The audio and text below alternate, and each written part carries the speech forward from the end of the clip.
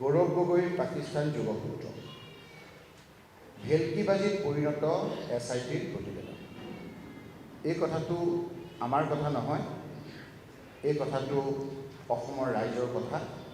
এই কথাখিনি বিভিন্ন ক্ষেত্ৰত উপস্থাপন হৈছে। যেতিয়া এই কথাখিনি মাননীয় মুখ্যমন্ত্ৰী হিমন্ত বিশ্ব শৰ্মা ডাঙৰীয়াই, গৌৰৱ গগৈ ডাঙৰীয়াই অসম প্ৰদেশ কংগ্ৰেছৰ সভাপতি হওঁ নহওঁ এনে এটা অৱস্থাত আছিল, সেই সময়তে তেওঁ অলপ অস্থিৰ হৈ এনে কিছুমান কথা কৈছিলে, যিবিলাক কথা আজি আমি আপোনালোকৰ ওচৰলৈ উত্তৰ দিবলৈ আহিছোঁ। বহুতে আমাক পৰামৰ্শ দিছিল যে আপোনালোকে এই কথাখিনি আইনৰ আশ্ৰয় নলয়। আমাৰো বহুতে কৈছিল পৰামৰ্শ যে অসত্য কথাবিলাক এনেকৈ ৰাইজৰ মাজত বিলাই আছে, গ্ল'বেল টেকটিচিয়ানৰ নিচিনা, আপোনালোকে আইনৰ আশ্ৰয় নলয়।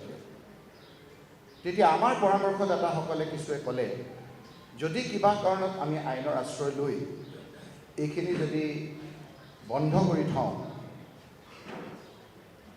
তেতিয়াহ'লে এই কথাখিনি আমি গাপ দিয়া বুলি ভাবিলোঁ। যদি কিবা কাৰণত ষ্টে অৰ্ডাৰ পাই যাওঁ, তেতিয়া লগে লগে কৈ দিব যে ভয় খাই কোৰ্টলৈ গৈ ষ্টে অৰ্ডাৰ পাইছে।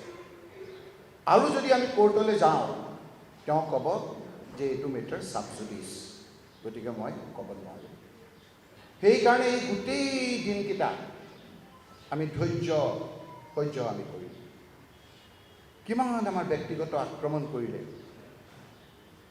পৰিয়ালটোৰ মুখ্যজন যিজন নাই, তৰুণ গগৈৰ পৰা আৰম্ভ কৰি ফুল কমলিকা শিশুলৈকে তেওঁ নেৰিলে।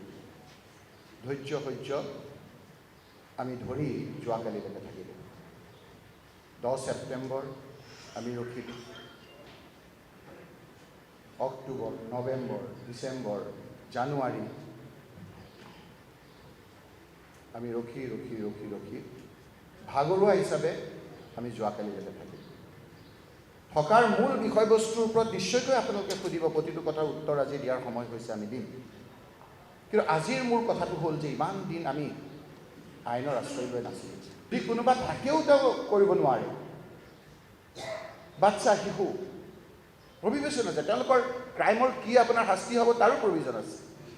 এটা হ'ল মই কৰিলোঁ যে জুভেনাইল জাষ্টিচ প্ৰটেকশ্যন এক্ট, আকৌ এটা আছে আমাক যিটো পক্সো বুলি কওঁ। পক্সো আইনতো